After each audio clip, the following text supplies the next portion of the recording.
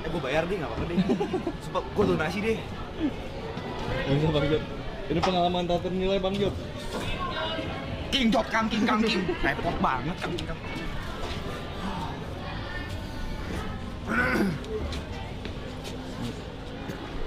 Lu mau ikut selfie nggak?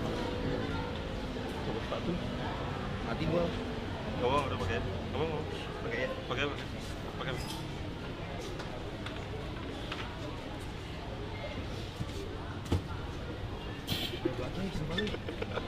Ini berlebihan bego, sumpah masuk begini jangan dah. Ini nggak baik sumpah, ngentot. Tuhan tolong. Kalau mau duduk dulu sekolah suruh di situ ya, meja guru ya.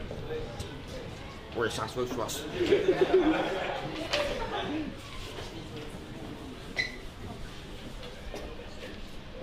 Siapa nama lu? Guru ya? Belajar apaan bang? Arab ya?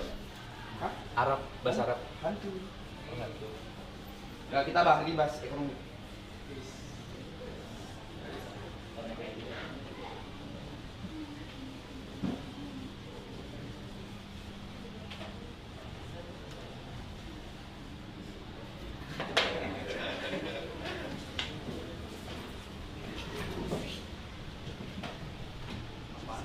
Apaan tuh? Wih, Nama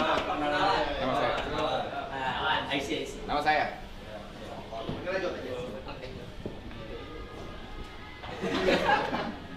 Saya lagi ya? Oh gitu. Tremor.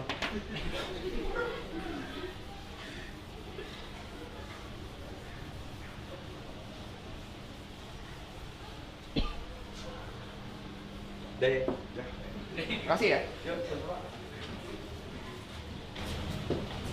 Kalian kelas berapa? Kelas 11. Tahu kali. Ya, Nanya. Kita ini akan bahas yang kalian dibutuhkan. Tahu. Menabung dan investasi.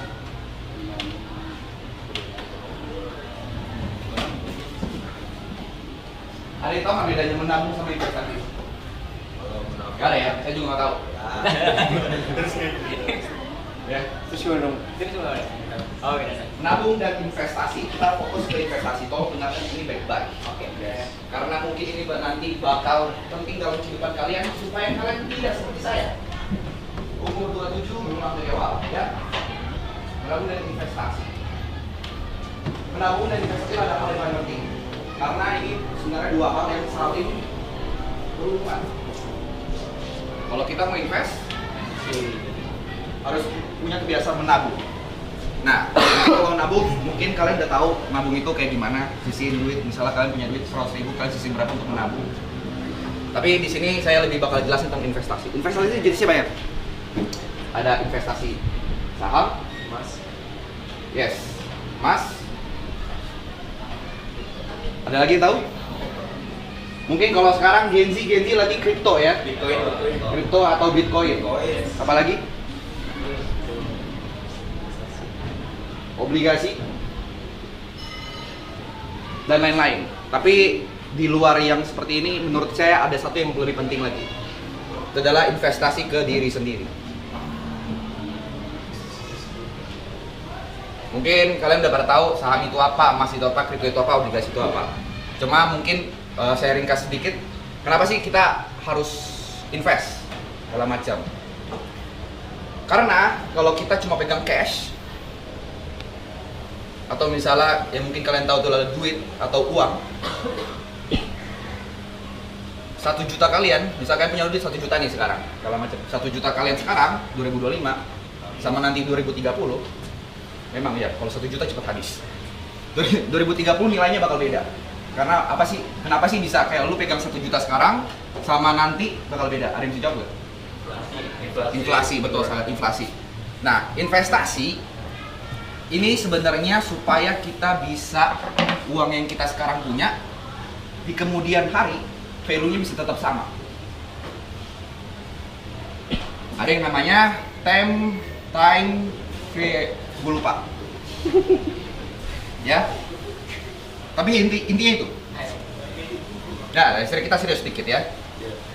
Kita serius sedikit. Kenapa sih bisa seperti itu? Kita bahas. Mau bahas apa dulu? Saham, apapun ya. Apapun saham. Nah, saham. Kita bahas saham. Ada yang tahu nggak saham itu apa?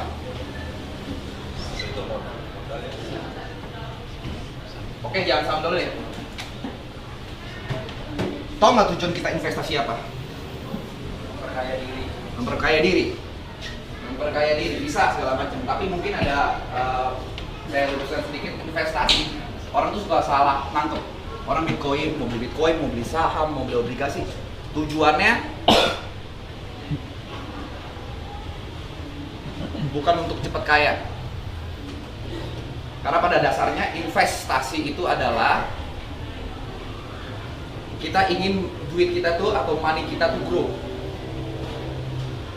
Money kita tuh grow supaya di kemudian hari ketika misalnya kita beli saham, kita berharap duit yang kita taruh akan menghasilkan keuntungan atau laba di masa depan. Masa depannya kita bisa 1 tahun, 5 tahun, 10 tahun. Tapi kalau konsep yang pengen saya tanamin, jangan pernah invest itu tujuan itu cepat kaya. Karena percayalah, apapun yang cepat akan hilang dengan cepat juga.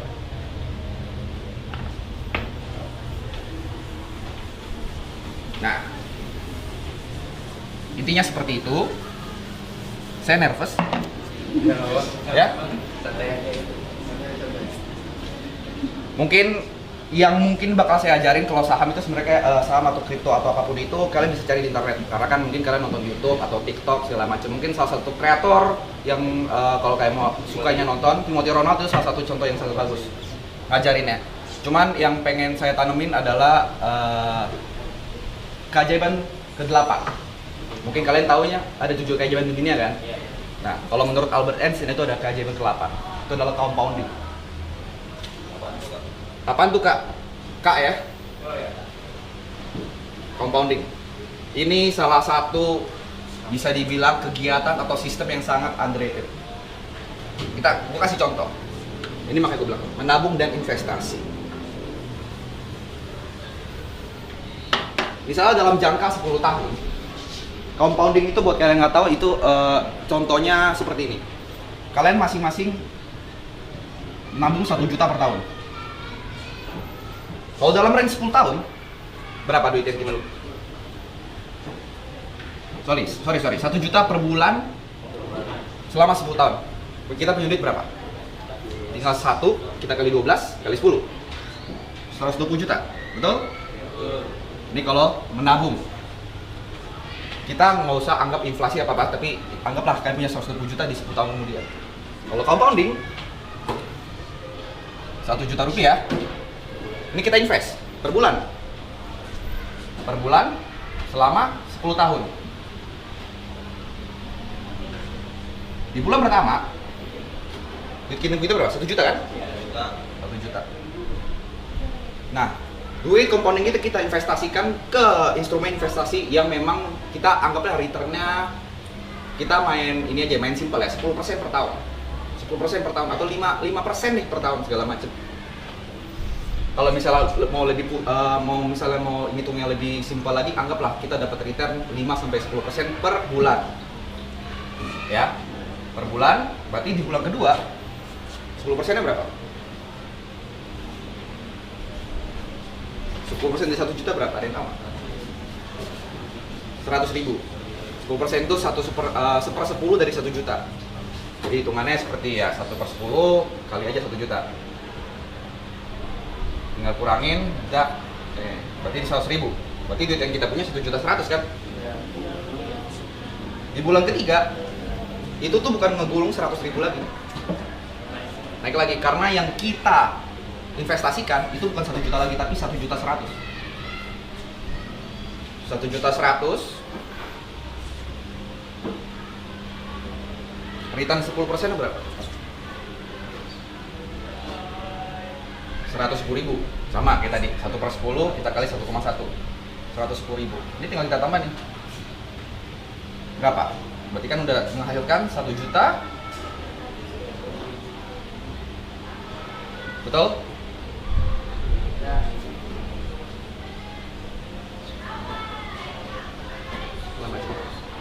Sedangkan ini bulan pertama 1 juta, bulan kedua 2 juta, bulan ketiga 3 juta. Bedain sama ini. Bulan pertama 1 juta, bulan kedua 1 ditambah 1,1. 1,1-nya dari bulan pertama. Ya berarti bener kan 100 ribunya? Ini 2,1 nih. Yang di sini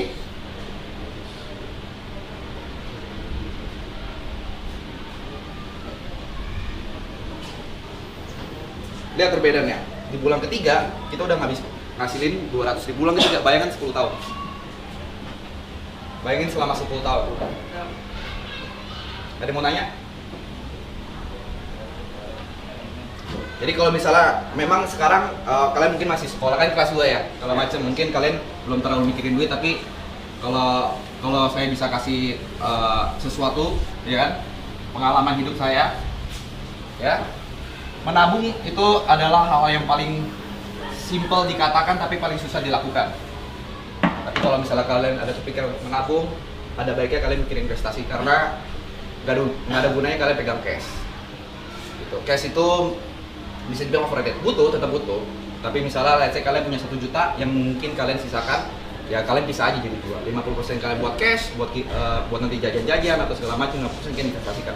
Bebas. Mau ke emas, mau kripto segala macam. Yang penting adalah ya satu, kalian harus belajar compounding. Mungkin karena waktu saya kan nggak banyak nih, cuma 15 menit. Pulang dari sini pelajarin tentang compounding. Karena itu adalah salah satu yang bakal mengubah ekonomi kalian. Compounding, dan ingat investasi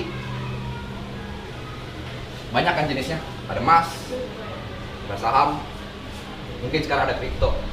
Semakin banyak, semakin tinggi returnnya, karena investasi itu soal risk dan return. Semakin tinggi returnnya, semakin gede risknya. Jadi nanti kalian kalau misalnya mau pilih investasi apa yang pengen kalian ikutin atau kalian pengen terapin, kalian tetap harus tahu. Bentar, sabar, orang gua lagi enak, gini ini lu. Iya. Kalau misalnya kalian pengen returnnya gede ya berarti ya resiko juga bakal gede. Begitu juga dengan kalau misalnya kayak emas kan memang risknya mungkin nggak terlalu besar, tapi ya rewardnya atau misalnya returnnya nggak akan sebesar yang lain-lain. Jadi mungkin itu aja. Dan paling yang terakhir adalah investasi itu, atau misalnya kalian mau beli saham atau apapun investasi itu, selalu gunakan uang dingin, uang yang dimana kalian memang pakai. Kalau hilang itu kalian nggak kepikiran. Jangan pakai uang tabungan segala macam dan lain-lain.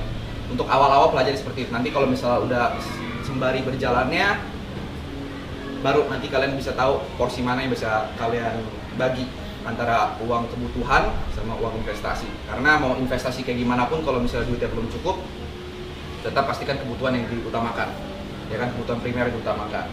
Dan balik lagi, kalau misalnya di umur kalian sekarang investasi yang paling tepat adalah investasi diri kalian sendiri, skill. Jadi kalau misalnya memang punya duit, uang lebih atau punya kesempatan lebih, pelajarin semuanya.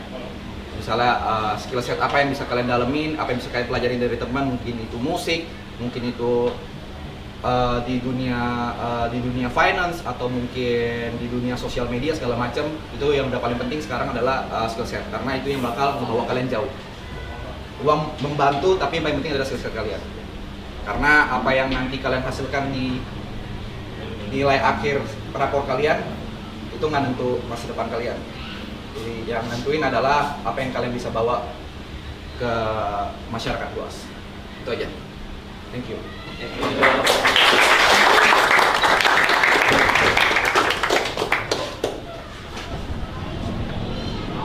Anjay, lancar ya.